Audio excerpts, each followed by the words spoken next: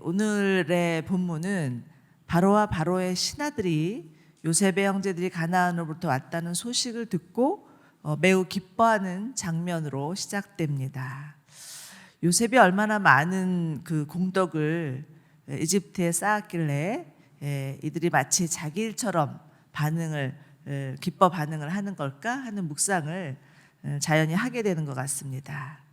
실제로 요셉은 당시 그 애굽의 제2인자로서 막강한 힘을 행사하는 위치에 있었을 뿐 아니라 요셉으로 인해서 애굽은 전무후무한 부강한 나라로 부상하게 됩니다. 그도 그럴 것이 당시 근동 지역의 7년 기근, 7년 흉년 또 풍년을 요셉이 예언하고 이것을 대비하기 위해서 요셉은 명실공히 또 여러 가지 많은 준비를 함으로 인하여서 애굽에서는 없어서는 안 될 존재요. 당시 그 중동에서는 가장 핫한 인물이 되는 것입니다. 그러나 그렇다고 해서 주변의 사람들이 남의 개인사에 이토록 기뻐하기란 쉽지 않았을 것입니다. 그만큼 요셉의 인품과 도덕성이 남달랐기 때문에 요셉이 비록 이방인이라 할지라도 인정해주고 진정으로 존경했던 것입니다. 여러분, 아무리 막강한 힘과 권세를 가졌다 할지라도 그 인품이 따라주지 않는다면 사람들을 그를 진정으로 존경하고 인정하고 따를 수 없을 것이지만 요셉에게는 남들이 흠모할 만한 그런 성품과 능력을 골고루 갖추었던 것입니다. 일제말 독립운동가이셨고 교육가이셨던 안창호 선생님은 나라의 어려움을 보고서 무실역행이라는 말씀을 남기셨습니다. 나라는 한 사람이 무슨 일을 하든지 간에 거짓없이 행하고 마음을 다해서 힘쓴다면 나라는 자연히 잘 될 것이다 라는 교훈이었습니다. 한 사람의 영향력이라고도 할 수 있겠죠. 그렇기 때문에 우리가 만약 부모 탓, 출신 탓, 학벌 탓하면서 원망하거나 분노하고 있다면 오히려 이것은 남들에게 피해를 줄지언정 도움이 되지 않을 테지만 내게 주어진 상황이 어떠하다 할지라도 그 안에서 내가 가진 모든 것을 다해서 애쓰고 정직히 행하고 성실히 행하고 겸손히 나아간다면 하나님께서 우리를 높이실 뿐만 아니라 사람들에게도 존경받고 칭찬받는 자로 될 것입니다. 이 말씀을 묵상하면서 아무쪼록 우리 그리스도인들이 정말 하나님 앞에 정직과 성실과 겸손하여서 또 우리의 자녀들이 이러한 성품과 이러한 또 하나님 닮은 마음을 가져서 하나님과 사람 앞에 귀히 여김받는 자들이 될 수 있으면 너무나 좋겠다 하는 그런 마음이 들었습니다. 우리에게 하나님 닮은 성품, 정말 내가 어떤 자리에 있든지 간에 무엇을 하든지 간에 최선을 다하고 그리고 사람들 앞에 겸손히 행하는 저와 여러분들 되시기를 주님의 이름으로 축원합니다. 자, 이제 바로는 요셉의 아버지와 형제들에게 줄 왕의 하사품에 대해서 언급을 하고 있는데요. 17절부터 20절까지가 그 내용입니다. 첫 번째 하사품은 이집트에서 가장 좋은 땅이었죠.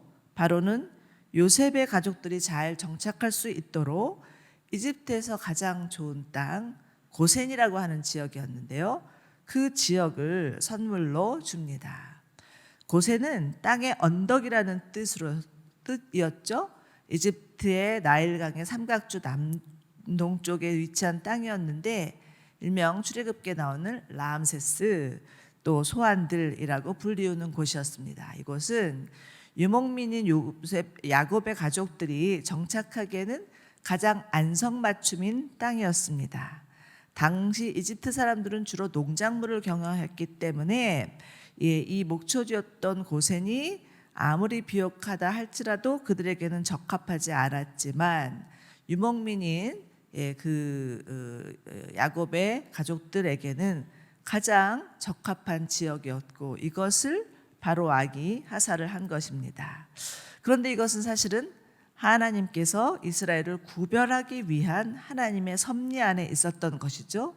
하나님은 이들을 고센 땅에 격리시키면서 무려 400년 동안 200만이라는 그 민족으로 그 몸집을 키워 주십니다. 그렇기 때문에 고센은 이스라엘이라는 민족을 키우기 위한 하나님의 인큐베이터였다, 이렇게 말할 수 있고요. 이것은 아브라함의 약속에 근거한 것이었습니다. 창세기 15장을 보면 하나님께서 아직 자녀가 없는 아브라함을 밖으로 끌어내시면서 하늘의 수많은 무뼈를 보여주시면서 하늘을 보아라, 내가 장차 너로 큰 민족을 이루게 하겠다라는 말씀, 약속을 주시죠. 그리고 나서 그 뒤 이어서 하시는 말씀이 내 자손이 다른 나라에서 나그네가 될 것인데 400년을 살게 하겠다라는 약속을 이미 아브라함에게 주셨고요. 그 400년이 지난 4대 만에는 다시 돌아오게 될 것이라는 그 하나님의 약속이 아브라함에게 주어졌습니다.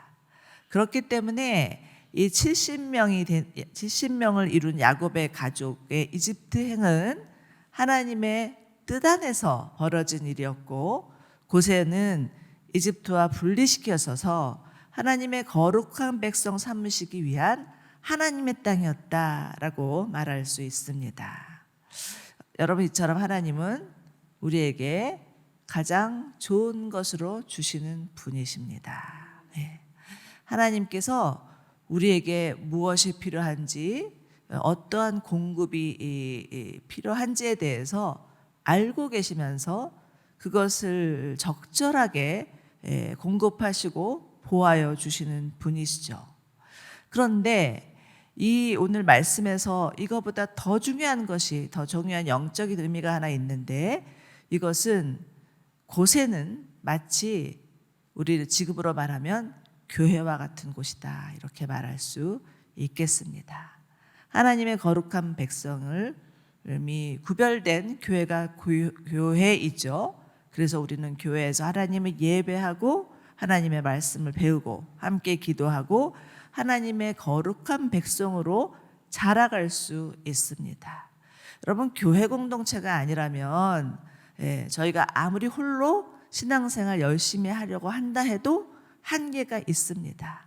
열심히 하다가 며칠 지나서 그 열심이 사그라질 수도 있습니다. 절대 신앙생활이란 혼자 할 수 없고, 공동체를 이루며 하나님께 예배하며 함께 서로를 격려하고 독려할 때 우리의 믿음이 고양되고 자라간다라는 것이죠. 교회는 하나님께서 주신 가장 좋은 곳이며 가장 좋은 공동체임을 꼭 기억하시기 바랍니다. 그래서 여러분, 교회 사랑하고 또 교회 오는 것 즐거워하고 교회 위해서 기도하고 또 교회인 우리들이 정말 서로를 섬기고 내가 교회인 것들을 믿으며 함께 나아가는 저희 모두가 되기를 원합니다. 네. 자, 이제 바로가 내린 두 번째 하사품을 보면 수레와 먹을 양식과 옷이었습니다. 바로는 요셉의 형제들이 온 가족을 데리고 올 수 있도록 수레를 선사하는데, 당시 수레는 최고의 교통수단으로서 아무나 탈 수 없는 것이 그 수레였습니다. 일명 왕의 수레였겠죠. 지금으로 말하면 대통령이나 유명 연예인이나 정치인이 탈 수 있는 최고급 리무진이라고도 할 수 있겠습니다. 졸지에 지금 요셉의 형제들은 최상의 리무진 서비스를 받으며 이집트로 오게 됩니다. 게다가 거기에는 여행길에서 먹을 충분한 양식도 실려 있었고, 거기에다가 그들이 입을 새 옷까지도 주어집니다. 이때 그 옷이란 단지 멋을 내기 위한 그런 것이 아니었고 생존을 위한 생필품이었죠. 먼 여행길에 가다 보면 이곳은 광야여서 아침으로 기온차가 너무나 많이 나고, 요즘 날씨 같죠? 밤이 되면 기온이 뚝 떨어지기 때문에 그들의 몸을 보호할 수 있는 담요가 필요했는데, 이들에게 옷이란 그런 역할을 하는 것이었습니다. 자, 그러니 여러분 한번 요셉의 형들의 그 입장을 상상해 보시기 바랍니다.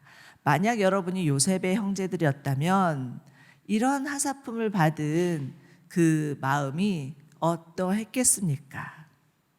아마도 요셉을 향한 미안함, 또 죄책감, 반면에 고마움, 또 황송함, 여러 가지 온갖 감정들이 뒤섞여서 올라왔을 것입니다. 그러나 폐일원하고 정말 자신에게 지금 일어난 모든 일들은 하나에서부터 10까지 하나님의 은혜였구나 라는 것을 이들은 절감하지 않을 수가 없었을 것입니다. 여러분, 이들이 한 일은 무엇이겠습니까? 자신이 생각할 때 자신들은 스스로 우리는 단지 정말 요셉을 미워하고 요셉에게 시기하고 질투하고 심지어 팔아버리기 밖에는 하지 않았었는데 이런 대우를 받다니 이것은 정말 자신들이 받아야 될 그런 대우라고는 조금치도 생각지 못했을 것입니다. 여러분, 이처럼 우리가 얻은 구원은 그야말로 은혜 그 자체입니다. 하나님 앞에서 우리는 죄밖에 지을 수 없는 죄인에 불과한 존재였습니다. 그런데 하나님께서 우리를 용서해 주시고 용서해 주실 뿐만 아니라 예수 그리스도에 의해 옷을 입혀 주시고 우리에게 필요한 모든 영적인 양식을 공급해 주시고 예수 그리스도를 힘입어서 영원한 하나님 나라에까지 입성하게 하신다는 것은 그야말로 우리에게 주어 주시는 값없는 하나님의 크신 은혜라고밖에는 생각하지 않을 수 없습니다. 우리의 공로가 아닌 예수 그리스도의 십자가의 공로로 주어진 이 구원의 은혜야말로 하나님께서 우리에게 주시는 가장 정말 최고의 은혜라고 말할 수 있겠습니다. 오늘 이 아침에 하나님께서 우리에게 부어주신 그 구원의 은혜를 생각하며 주님 앞에 감사하고 주님을 찬양하는 자들이 되기를 원합니다. 23절을 보시면 요셉이 자기 아버지를 위해서 이집트의 좋은 물건들을 실은 나귀 10마리 그리고 여행길에서 먹을 곡식, 빵, 또 다른 양식을 실은 암나귀 10마리를 보냅니다. 그리고 또 24절에 길 떠나는 형제들에게 간곡히 부탁하는데 그 말은 가는 길에 서로 다투지 마십시오라는 권면이었습니다. 여러분, 이 요셉의 권면에 밑줄을 그어 보시기 바랍니다. 네. 여러분, 견물생심이라는 말이 있죠. 인간은 본성이 좋은 것을 보면 가지고 싶고 뺏고 싶고 자기 것으로 만들고 싶은 욕심이 있습니다. 또한 좋은 것이 주어졌을 때 이것을 어떻게 분배해야 될지 서로 간의 의견차도 있을 수 있습니다. 22절을 보시면 요셉이 형들에게도 새 옷을 주지만 베냐민에게는 은 300개와 더불어서 옷 5벌을 챙겨주는 광경이 나옵니다. 왜 요셉은 특별히 베냐민에게만 이렇게 다른 형제들과 차별을 두면서 이런 좋은 것을 공급하였는지에 대해서 한번 생각해 보시기 바랍니다. 어쩌면 형들의 입장에서 볼 때는 모든 것이 다 은혜였지만 그래도 베냐민에게 그 베푼 그 은혜를 바라보면서 은근 그 마음 가운데 이건 좀 불공평한 거 아닌가? 또다시 우리는 차별을 받네? 라는 생각을 할 수도 있었을 수도 있습니다. 이건 합당치 않아 라고 생각하면서 이것이 다툼의 불씨를 제공하는 요셉의 행동이 될 수도 있었습니다. 그런데 오늘 본문에서는 이 일로 인해서 형제들 간에 이견이 있었다거나 다툼이 있었다거나 문제가 있었다는 말이 나오지 않습니다. 형들의 변화된 모습이 암시되어 있는 것이죠. 여러분, 예수님께서 자신을 따르고자 하는 그 제자들에게 너희가 나를 따르려거든 자기를 부인하고 자기 십자가를 지고 나를 따를지니라 이렇게 말씀하셨습니다. 기억하시죠? 그런데 이처럼 자기를 부인하고 자기 십자가를 질 수 있는 현장이 어디겠습니까? 그것은 바로 우리가 태어난 가정, 우리가 몸담고 있는 교회입니다. 가정과 교회야말로 자기 부인할 수 있는 현장이라는 것입니다. 하나님은 가정이라는 공동체, 교회라는 공동체를 통하여서 정말 자기의 그 민낯을 다 보여주시는 데가 가정이요, 또 교회일 수 있습니다. 우리 안에 있는 욕심, 비교, 질투, 우월감, 열등감 다루시면서 진정으로 자기를 부인하고 자기 십자가를 지고 기꺼이 주님을 따를 수 있도록 훈련하고 다루시고 주님 앞에 정말 더 가까이 또 정직하고 가장 절박한 마음으로 나아갈 수 있도록 그렇게 우리를 다루시는 현장이 가정과 교회입니다. 이제 요셉의 형제들은요, 그 베냐민이 자기보다 더 많은 은과 옷을 가졌다고 해서 불공평하다고 여기거나 질투하지 않습니다. 오히려 이들은 베냐민을 위해서 정말 애굽으로 베냐민을 데리고 애굽으로 함께 내려왔고 그를 위해서 심지어 함께 종이 되려고 하는 그런 모습까지도 보여주고 있습니다. 자, 그런데 여기서 우리는 우리의 가정과 교회는 과연 어떤가라는 것을 생각해 볼 필요가 있겠습니다. 여러분, 여러분의 가정은 어떠하십니까? 우리가 몸담고 있는 교회는 어떠하다고 생각하십니까? 만약 분열과 반목과 시기와 질투와 경쟁이 없다고 말할 수는 없을 것입니다. 실제로 생각지도 않은 비극과 비운이 일어나는 것이 우리네 가정이 아닌가라는 생각을 하게 됩니다. 뉴스를 보아도 그렇고 정직하게 내 가정을 보아도 그렇고 내가 몸담고 있는 교회를 보아도 그렇고 정말 하나님이 원하시는 그 모습, 이상적인 모습으로 나아가지 않고 있다라는 것을 알게 됩니다. 그렇다면 우리가 해야 할 것은 하나님, 정말 이 하나님이 가장 사랑하시고 세우신 가정이라는 공동체, 교회라는 공동체 안에서 일어나는 모든 부끄러운 일들을 낱낱이 토로하면서 하나님 도와주십시오. 하나님, 우리의 가정이, 우리의 교회가 새롭게 되게 하여 주시옵소서, 하나 되게 하여 주십시오라고 기도하며 간구하며 정말 주 예수 그리스도 안에서 하나 될 수 있도록 힘써야 될 것입니다. 이렇게 해서 형제들은 가나안에 돌아와서 아버지 야곱에게 그동안에 있었던 일을 소상히 아뢰고 요셉이 살아있으며 요셉이 이집트의 국무총리가 되어서 온 식구가 오기를 바란다는 소식을 전하게 됩니다. 정말이지 야곱에게 있어서 이 소식은 믿기지 않는 그런 소식이었을 것입니다. 너무나 놀란 나머지 26절을 한번 보십시오. 야곱의 심장이 멈추는 듯했다, 이렇게 말씀하고 있습니다. 그리고는 이제 27절을 보면 야곱이 요셉이 보낸 리무진이죠, 수레를 보고서 제정신이 들어서 이제 내가 가겠다, 그리고 죽기 전에 가서 그를 보겠다라는 그런 그 간절한 마음으로 길을 나서게 됩니다.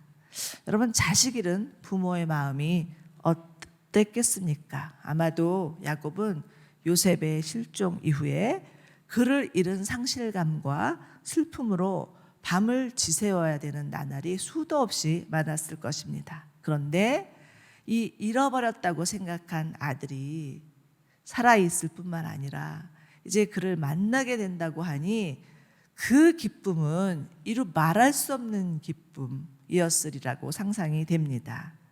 그러니 여러분, 한 생명이, 한 영혼이 주님 앞에 돌아오면 하나님께서 얼마나 기뻐하시겠습니까? 정말 한 영혼이, 잃어버린 한 영혼이 주님 앞에 돌아오면 천국에서 잔치가 벌어진다고 하셨고, 누가복음 15장을 보면 잃어버린 동전, 잃어버린 양, 잃어버린 아들에 대한 비유가 나오면서 그 잃어버린 것을 되찾았을 때의 기쁨, 그것이 얼마나 큰 기쁨인지에 대해서 예수님은 비유적으로 말씀하고 있습니다. 이처럼 정말 주님이 잃어버린 한 영혼이 돌아올 때 얼마나 기뻐하실지를 상상하면서 오늘도 하나님은 잃어버린 한 영혼을 찾아서 나서는 선한 목자이심을 기억하며 우리 또한 오늘 하루 살아갈 때 정말 잃어버린 영혼을 위해서 기도하고 그 영혼을 찾아 나서는 하루가 될 수 있기를 간절히 소망합니다.